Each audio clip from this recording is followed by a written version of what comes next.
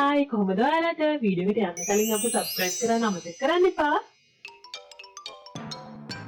මේ තමයි කිරි ගම්මානය. මෙහි මිනිසුන් වැඩි දෙනෙකුගේ ජීවනාලය වුණේ කිරි. ලෙඩක් දුකක් ගැන එයාලට නම් ලොකු උපයක් තිබ්බේ නැහැ. මොකද එයාලා ළඟ කිරි එළදෙනුත් හිටියා. එයාලා කිරි විකුණලා සල්ලි හෙව්වා. කිරි බීලා නිරෝගීව හිටියා. මේ ගමේ අනිත් හැමෝටම වඩා තමන්ගේ එළදෙනුන්ට ආදරය කරපු අවංක මිනිහෙක් හිටියා. එයා තමයි බාලා. ආමගේ රත්තේ ඉතින් උදේ පාන්දරම නැගිට්ටද ඉන්නකෝ මම ඔයාට ගේන්නම් හොඳ තනකොළ ටිකක්. ඔන්න බාලා අදවත් ටිකක් ඉක්මන් කරන්න. අර හන්දියේ මිනිස්සු කිරි ගන්න පොලිමේ ඉන්නවා ඔයාගේ කිරි ටික දෙන්නකම්. ඉක්මන් වෙන්න නම් බෑ සෝපි. මේ සත්තුන්ට හොඳට සලකලා ආදරෙන් කිරි ටික දොවන්න ඕනි. එතකොට තමයි ඒ කිරිවල ගුණය තියෙන්නේ. නේද නිම්මල් පුතේ? මම දන්නේ නෑ තාත්තේ. මට නම් මේ කිරි ගන්න දැන් ඇත්තේ වෙලා. තවසමෝය ගොමෝස්සේ රින්ගගෙන එන්නලා. එහෙම කියන්න එපා පුතේ. මේ රත්තිගේ කිරිවලින් තමයි උඹ ඉගෙන ගත්තේ. මේක අපේ රස්සා විතරක්ම නෙමෙයි. මේක අපේ ජීවිතේ. බාලගේ කිරිවලට ගමේ තිබුණ ලොකු ඉල්ලුමක්. ඒකට හේතුවක් තිබුණා. ඒ තමයි බාලා කවදාවත්ම එකම එක වතුර බින්දුවක්වත් කිරිවලට දාපු කෙනෙක් නෙමෙයි. එයා වික්කේ නියම පිරිසුදු එළකිරි. මිනිස්සු යාට කිව්වේ අවංක බාල කියලා.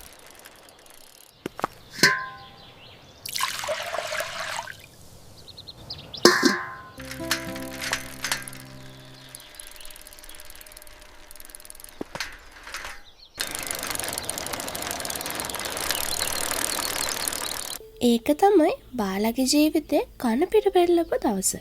නගරෙන් ආපු සල්ලිකාරයෙක් මාකස් මුදලාලි ගමේ හදවත වගේ තිබුණ හන්දිය අල්ලගෙන ලොකු කිරි කඩයක් කරලා. බාලා තාමත් මේ පරණු සයිකලේ තල්ලු කරනවද? දැන් ඔයාගේ කාලේ ඉවරයි. මිනිස්සුන්ට දැන් ඕනේ ඔය දුවිලි ගහපු කෑනවල තියෙන කිරි නෙමෙයි. එයාලට ඕනේ පිරිසුදු පැස්චරිස් කරපු මොට්ලින් කිරේ. මම විකුණනවා ඕගේ. මම විකුණන්නේ මගේ රට්ටට එන පිරිසුතුම කිරි මුදලාලේ. ඒක දන්න මිනිස්සු ඒක ගන්නවා. බලමුකෝ උඹේ ඔය පිරිසුදු කිරිවලට වඩා මගේ ලාභ කිරිවලට මිනිස්සු කැමති. මම ළඟදීම මේ ගමේ තියෙන කිරි ඔක්කොම ගන්නවා.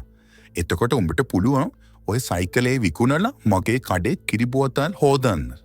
බාලනම් මුකුත්ම කිව්ව නෑ. හැබැයි එයාගේ හිත රිදුණා. එදා එයාගෙන් හැමදාම කිරි ගන්න ගෙවල් 10න් ගෙවල් 7ක්ම දොර නම් ඇරියේ නැහැ. එයාලා අද කිරි එපා කියලා මාකස්ගේ කඩෙන් කිරි අරගෙන තිබුණා.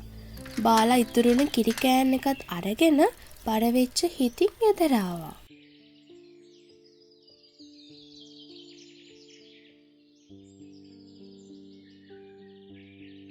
අදත් කිරි ඉතුරු වුණාද? අනේ බාලා අපි කොහොමද ජීවත් වෙන්නේ? අර මාකස් මුදලාලි ආපු දවසේ නම් අපේ දෛවයම කළු වෙනවා වගේ. එහෙම හිතන්න එපා සෝපි. මිනිස්සුන්ට අලුත්තේ පෙනුනම පරණදේ අමතක වෙනවා. ඒක රත්තරන්වල වටිනාකම හැමදාම එකම විදිහට තියෙනවා. මගේ කිරි හරියට රත්තරන් වගේ. තාත්තේ ඔයාගේ රත්තරන් කතාව දැන් නවත්ත ගන්න. ඔයා දන්නවද මම අද මාකස් මුදලාලි හම්බ වුණා.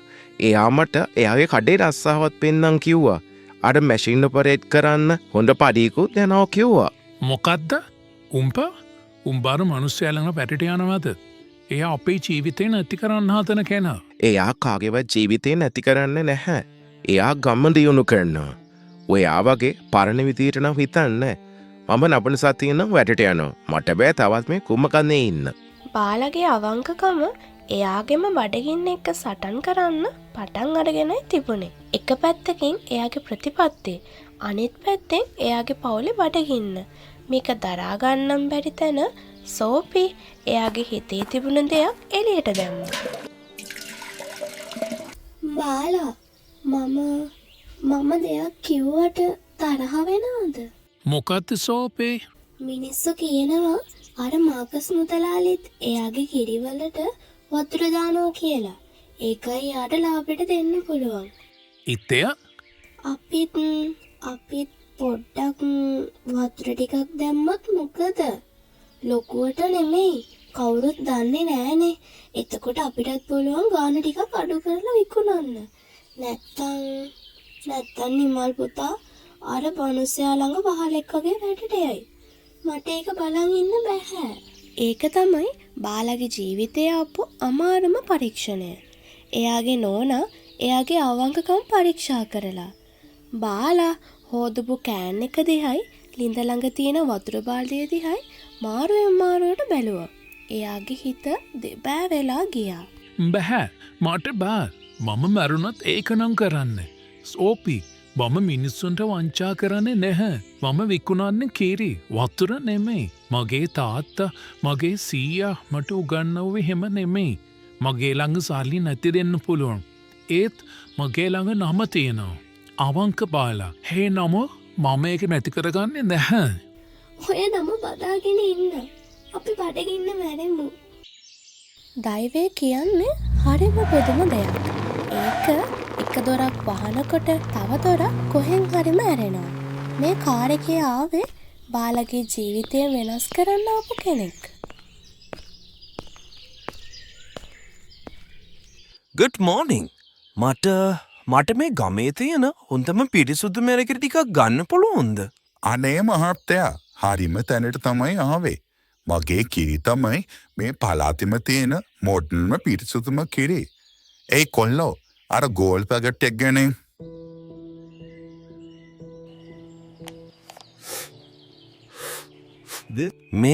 මේ මොනවද? මේකේ කිරිසෝනදක් ඇත්තවත් නෑ. මේකේ තියෙන්නේ මොකක්දෝ කෙමිකල් දණ්ඩක්. මම හැව්ව එල කිරි. මේෝ පිටිකල් හදපු හෝගේනේ. පීති නෑ මහත්තයෝ ඕක තමයි මොටන් රස. මට මොටන් දේවල් එපා. මට නියම දේවල් ඕනේ. මෙතන කීවලට වතුරක් වෙන කිසිම දෙයක්වත් කවලං කරන්න නැති. අවංක මනුස්සයක කිරි ටිකක් ගන්න තනොන්නන්ත? ඒක ආපු ගමන් ගමේ මිනිස්සු ඔක්කොම මාකස් දිහාත් බලලා එකිනෙකා දිහාත් බැලුවා. එයාලට එක පාරට මතක් වුණේ එකම එක නමක්. අවංකතියනෙන් අපොයි මහත්තයා එහෙම එකම කෘතියෙන්රයි ඉන්නේ. ඒත් එයා ටිකක් පිස්ස මනුස්සෙක්. එයා තමයි අවංක බාලා.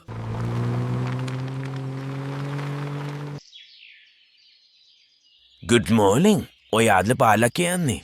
ඔව් මහත්තයා මම තමයි. ඇයි මොකද? මට ලොක උදව්වක් ඕනේ. මගේ ෆැක්ටරි එකට හොඳම කිරි ඕනි. මොකද මගේ කිරි නිෂ්පාදන මම යවන්න පිටරටට විතරමයි. මට ඕන නියම පිරිසුදු කිසිම දෙයක් කවලං නොකරපු හරියට අම්මා කෙනෙක් බෙනා වගේ කිරි ටිකක්. මම මේ ගම් 7ටම විද්දා. හැමෝම මට දුන්න අතර දාපු. එහෙමත් නැත්තම් පීතිකාවලං කරපු කිරි. මට ඔයාගේ කිරි ටිකක් ගන්න පුළුවන්ද? ඒවා මම බලාපොරොත්තු වෙන විදිහටම තිබුණොත් මම ඔයා කියන ඕනම ගාන දෙන්න. බාලාගේ ඇස් දෙකේ කඳුළු පෙරෙනා. තමන් අවුරුදු ගානක් තිස්සේ රැකගෙන ආපු අවංකකම පළවෙනි වතාවට රත්තරන් වලටත් වඩා වටිනවා කියලා කෙනෙක් පිළිගත්තා. මහත්තයා මට ඉච්චර සල්ලියක් ඕනේ නැහැ. මම හැමදාම මිනිස්සුන්ට දුන්නේ හොඳම කිරි. මම මහත්තයාටත් ඒ වගේම දෙන්නම්. බීලා බලන්නකෝ. අනේ දෙයනේ මම අවුරුදු 30කට පස්සේ නියම කිරි පෙව්වේ අත. මේක තමයි මට ඕනේ. බාලා මට මේ විදිහට දවස් 2ක් තිබිලා නම් මදි. මගේ ෆැක්ටරියට අඩුම ගානේ අවුරුදු 20ක් යනකම් මේ විදිහටම කිරි ඕනේ. ඔයාට පුළුවන්ද හැමදාම මට මේ කිරි ටික කොල්මට එවන්න? කොළඹට? අනේ මහත්තයා මගේ මේ පරණ සයිකලෙන් කොහොමද මම? සයිකලෙන් නෙමෙයි. මේ වගේ පුතාට. ඔව් මහත්තයා. හොඳයි මම කනුදෙනුවක් කරන්නම්. මම ඔයාලට අලුත්ම අලුත් පොඩි ෆිසන් ලොරිය කරන් දෙන්නම්. මේ ඉන්නෝගේ පුතා එයාට පුළුවන් හැමදාම උදේක මේ කිරිටිද කොල්ලම මගේ ෆැක්ටරීට දෙනන් දෙන්න. ඒකට මම එයාට වෙනම පටික දෙවන්නම්. බාලා ඔයා සත්තු ටික හොඳට බලා ගන්න. ඒ වගේම ඔයා වගේ සාධාරණම කිරිවිකුරම තවත් කිහිප දෙනෙක් එකතු කරගන්න. මේ විදිහට පිටසුදු දෙනවගේ කිරි ලීටරයකට අර මාකස් දෙන ගාන වගේ පස්කුණයක් මම වගේ බැංකෝට ලාන්නම්. හැබැයි එක කොන්දේසියයි මේ තියෙන පිරිසුදුකමය මේ තියෙන අවංකකම කවදාවත් නිදස්සෙන්න බෑ. මොකද මගේ ව්‍යාපාරය තියෙන දේ ඔයා කියත්තේ නිසා. බාලට සෝපිට නිමල්ට එයාලට උනේ මොකක්ද කියලා හිතාගන්න බැරි වුණා. නිමල් එයාගේ තාත්තා ළඟට ඇවිත් එදා පළවෙනි වතාවට එයාගේ කකුල් දෙක අල්ලලා වැන්දා.